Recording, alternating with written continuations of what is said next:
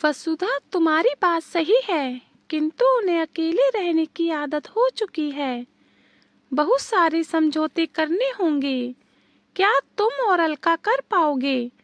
कैसी बात कर रहे हो अशोक?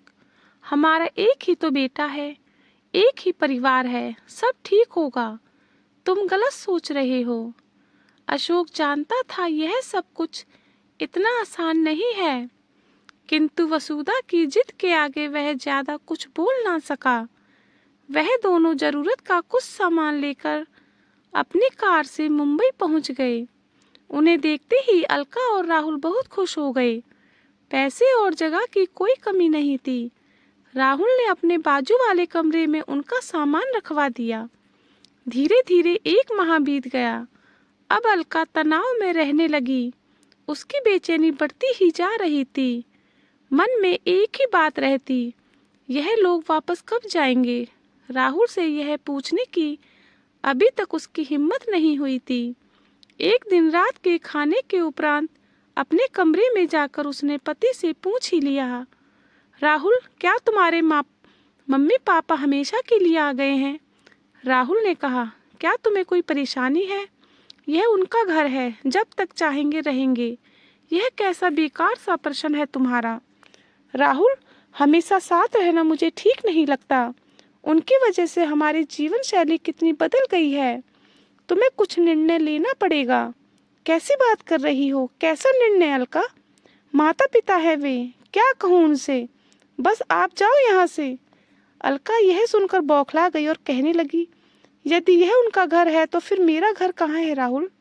मैं तो अब तक इसे अपना ही घर समझ रही थी, लेकिन आज पता चला कि यह मेरा घर नहीं उन लोगों का है। तुमने मेरा अपमान किया है, मेरा दिल तोड़ा है राहुल। आवेश में आकर उसकी आवाज तेज हो गई, जो कमरे के बाहर तक जाने लगी। राहुल ने अलका से कहा, ये क्या कर रही हो? धीरे बात करो, पापा मम्मी सुन लेंगे। यह घर हम सबका है अलका। इतना कहकर राहुल ने लाइट बंद कर दी और नाराजगी दिखाते हुए बिस्तर पर लेट गया। अलका भी उसके बाजू में लेट गई। दोनों एक दूसरे की तरफ पीठ करके सो गए। लेकिन अब तक अशोक और वसुधा सब कुछ सुन चुके थे। वे गुमसुम हो गए। उनकी सारी खुशियां एक ही पल में धराशायी हो गई। सुबह 7 बजे राहुल की नींद खुली।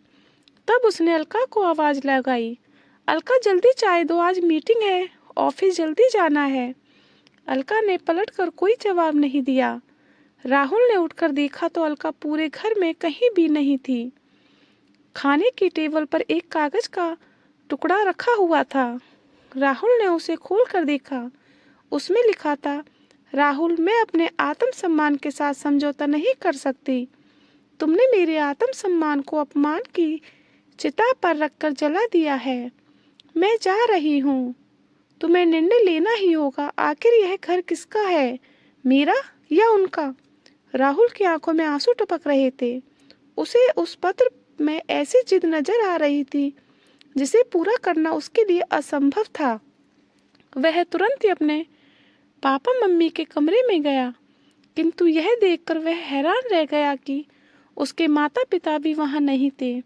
वहां एक पत्र रखा था जिस पर लिखा था, राहुल बेटा, यदि किसी एक समझौता करने से किसी की जिद पूरी हो जाती है और परिवार बच जाता है तो वह समझौता कर लेना चाहिए।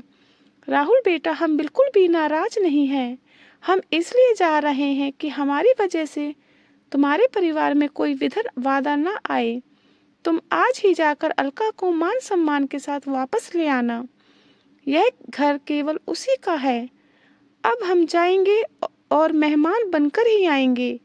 अलका नादान है और उसे माफ कर देना। दोस्तों, थैंक यू।